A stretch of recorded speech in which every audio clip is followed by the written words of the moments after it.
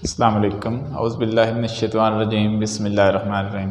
Dear students, आज मैं अपना फिज़िक्स का पहला लेक्चर रिकॉर्ड कर रहा हूँ। ठीक है, तो इस पहले लेक्चर में हम देखेंगे कि साइंस क्या होती है, उसके बाद देखेंगे कि नेचुरल फ़िलासफ़ी क्या होती है। इसी तरह से फ़िज़िकल साइंस और बायोलॉजिकल साइंस को डिस्कस किया जाएगा। तो आइए स्टूडेंट्स अपना लेक्चर शुरू करते हैं। स्टूडेंट्स, सबसे पहले देखें साइंस क्या होती है। तो स्टूडेंट्स, असल में मैं आपको बताना चाहता हूं कि आखिर ऐसी क्या बात है कि जो साइंस की ज़रूरत पड़ी, लोगों को किस तरह से साइंस से वाकफियत हासिल हुई। तो स्टूडेंट, जब से इंसान इस कायनात में आया है, इंसान को अंदर अल्लाह ताला ने एक खासियत रखी है, कुरियासिटी, तजस्सुस, चीज़ों को बारे में जानने की जो कोशिश है, ये एक चीज़ इंसान के अंदर अल्लाह ताला ने रख दी है।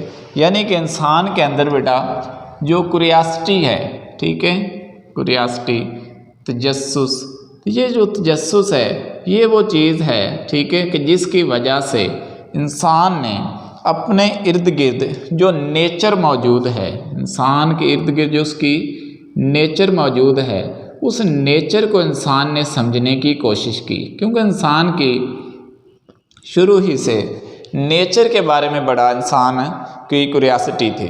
तो वो नेचर को समझने के लिए इंसान ने देखा कि जो नेचर है उसकी रियलिटी क्या है, असल में नेचर है क्या चीज़, उसकी रियलिटी जानने की, नेचर के जो सीक्रेट्स हैं उन सीक्रेट्स के ट्रुथ जानने की कोशिश की, उन सीक्रेट्स की रीजंस जानने की कोशिश की। तो जब इंसान ने अपने इर्द गिर्द देखा तो उसे बहुत सारी चीज़ों से वास्ता पड़ा, जिनमें से एक साइंस भी है।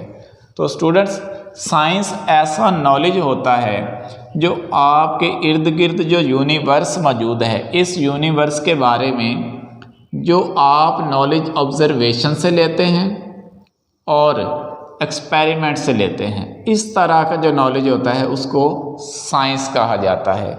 एक्सपेरिमेंट और ऑब्जर्वेशन से हासिल होने वाला नॉलेज साइंस कहलाता है। साइंस का जो वर्ड है ये असल में एक लैटिन लैंग्वेज के वर्ड से डिराइव किया गया वर्ड है, जिसका मतलब होता है साइंशिया। साइंशिया एक वर्ड था, उससे ये वाला वर्ड डिराइव किया गया है।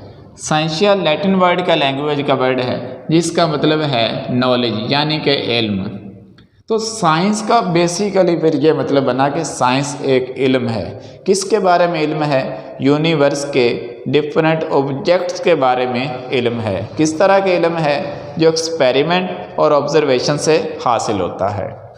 बेटा, सबसे पहले इंसान साइंस के वर्ड से वाकिफ़ नहीं था। साइंस के वर्ड से पहले एक वर्ड यूज़ होता था नेचुरल फ़िलासफ़ी। तो नेचुरल फ़िलासफ़ी क्या है? बेटा, जो गॉड की बनाई हुई चीज़ें हैं उन्हें हम कहते हैं नेचर। तो नेचर के बारे में जितना भी नॉलेज है उसे कहा जाता है नेचुरल फ़िलासफ़ी। जैसे नेचर में हमारे पास आ जाते हैं स्टार्स, नेचर में हमारे पास आ जाते हैं डिफरेंट गैलेक्सीज। इसी तरह से हमारे पास नेचर में हमारी सारी यूनिवर्स ही आ जाती है।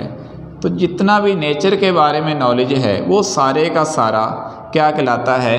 Natural philosophy. अब बेटा, नेचुरल फ़िलासफ़ी को जैसे जैसे इंसान का इल्म बढ़ता गया तो तमाम चीज़ों को एक नेचुरल फ़िलासफ़ी में ना नॉलेज को डिवाइड नहीं किया गया था। नेचुरल फ़िलासफ़ी में एक ही ब्रांच होती थी, उसी में मतलब लिविंग थिंग्स को भी डिस्कस किया जा रहा है, उसी में नॉन लिविंग थिंग्स को भी डिस्कस किया जा रहा है। लेकिन जैसे जैसे वक्त गुजरता गया, इंसान का जो इल्म था वो इनक्रीज़ करता चला गया। तो फिर ज़रूरत इस बात की पड़ गई कि इस नेचुरल फ़िलासफ़ी के जो इल्म है इसको क्यों ना ब्रांचेज़ में डिवाइड कर दिया जाए। तो पहले इंसान ने इसको दो बड़ी ब्रांचेज़ में डिवाइड कर दिया, जिनमें से एक ब्रांच को फ़िज़िकल साइंस का नाम दे दिया गया। तो फ़िज़िकल साइंस नेचुरल फ़िलासफ़ी ही की एक ब्रांच है जिसमें नॉन लिविंग थिंग्स को डिस्कस किया जाता है। नॉन लिविंग थिंग्स में हमारी जैसे अर्थ है, ठीक है, इसके बारे में डिफरेंट चीज़ों को डिस्कस किया जाता है। स्टार्स हैं इसके बारे में डिस्कस किया जाता है, वगैरह वगैरह। मतलब जितनी भी इस हमारी यूनिवर्स के अंदर नॉन लिविंग थिंग्स हैं, उन तमाम नॉन लिविंग थिंग्स के बारे में जो नॉलेज है वो नेचुरल फिलॉसफी की फिज़िकल जो साइंस है ये डिस्कस करती है। इसी तरह से नेचुरल फिलॉसफी का एक और हिस्सा बना दिया गया जिसे कहते हैं बायोलॉजिकल साइंस। तो बायोलॉजिकल साइंस की एक ऐसी ब्रांच है जिसमें लिविंग थिंग्स के बारे में नॉलेज हासिल किया जाता है। और लिविंग थिंग्स में मतलब एनिमल्स के बारे में नॉलेज हासिल किया जाता है, प्लांट्स के बारे में नॉलेज हासिल किया जाता है, और एक थर्ड टाइप के हमारे पास लिविंग थिंग्स होती हैं जिनको देखने के लिए माइक्रोस्कोप की ज़रूरत पड़ती है। उन्हें हम कहते हैं माइक्रो ऑर्गेनिज़म्स जैसे बैक्टीरिया वगैरह।